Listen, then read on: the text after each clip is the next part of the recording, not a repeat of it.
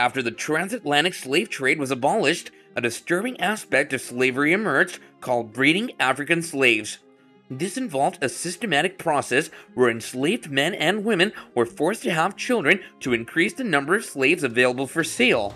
In this video, we'll talk about the systematic breeding of African slaves, a topic that's rarely discussed.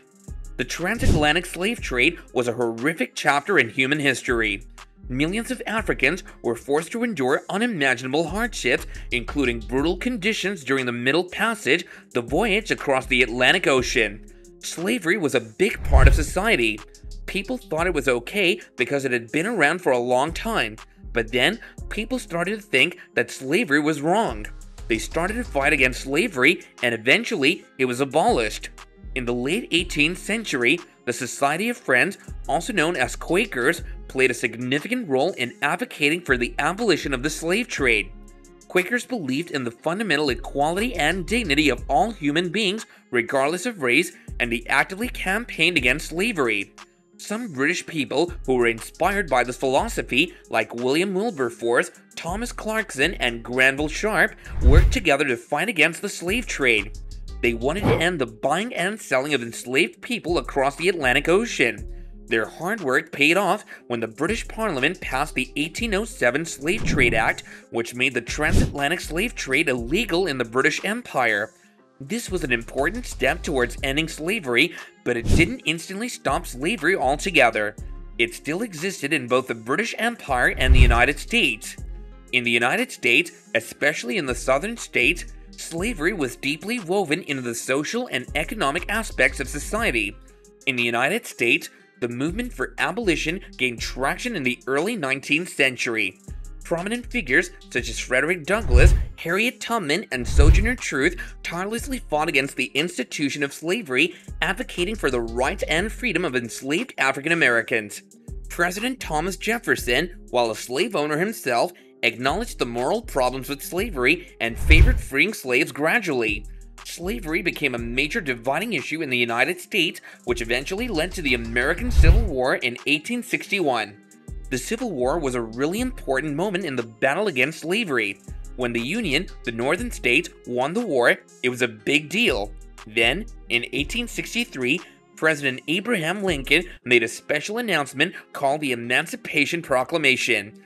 This announcement said that all enslaved people in the Confederate States, which were the southern states that had left the Union, were now free. This was a huge step towards ending slavery, but the fight wasn't over just yet. In 1865, the 13th Amendment was added to the United States Constitution.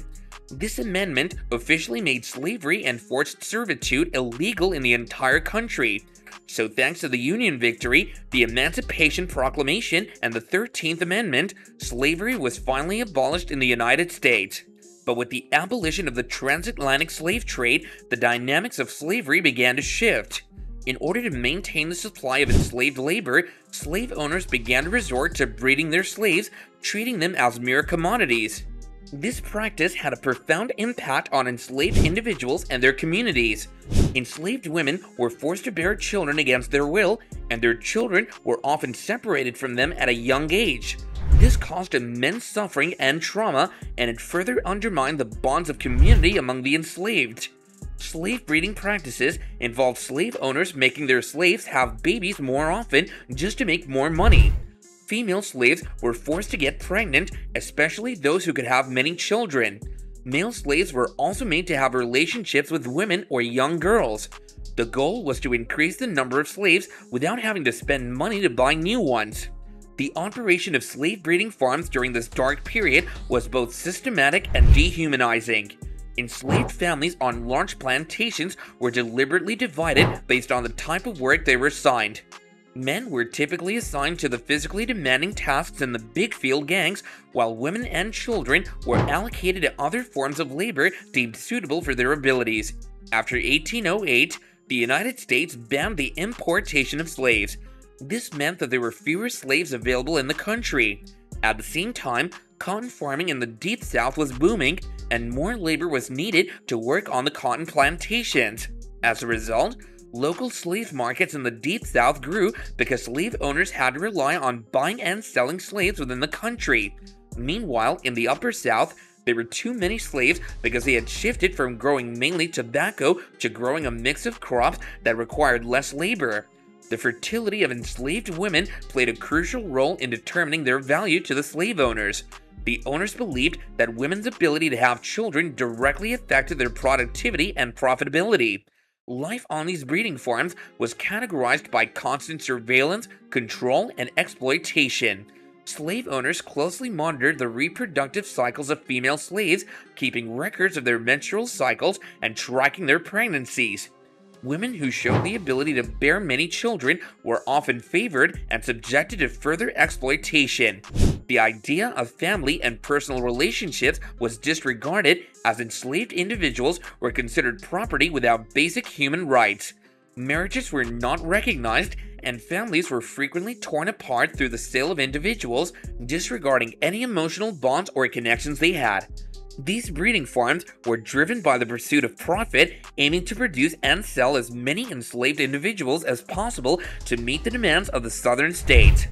The dehumanization of enslaved individuals and the impact of the breeding practices were deeply entrenched within the institution of slavery. By the end of the 18th century, changes in laws and society worked together to take away the humanity of African slaves, treating them as nothing more than belongings. Slavery wasn't just about money. It was also a way of thinking and behaving that aimed to justify the control of a whole group of individuals because of their race. Rules were made to support the idea that slaves were belongings, stripping them of basic rights and forcing them into a lifetime of servitude. Enslaved families were cruelly separated even though they had strong emotional connections. Children were taken away from their parents, husbands from their wives, and siblings from each other. This intentional breaking up of family was done to make them feel less connected and to control their loyalty to each other. The goal was to weaken their resistance to the people who enslaved them. The conditions in which enslaved individuals lived in were unimaginable. Their lives were tightly controlled, and any form of resistance or rebellion was met with severe consequences, reinforcing the power imbalance between enslavers and the enslaved. The impact of such dehumanization extended beyond the individuals themselves. It affected the collective psyche of entire communities, perpetuating a sense of powerlessness and hopelessness. Enslaved individuals were denied access to education, cultural traditions, and personal autonomy, resulting in a profound loss of identity and cultural heritage. The history of slavery and its long-lasting effects on the children and grandchildren of those who were enslaved cannot be overlooked.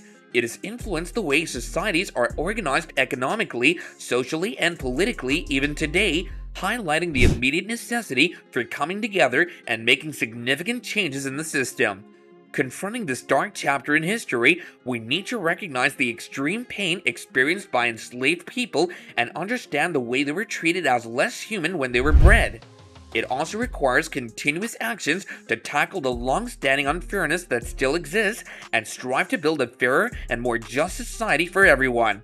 Thank you all for watching this video, and don't forget to leave a comment down below and let us know what you think about this topic. See you next time!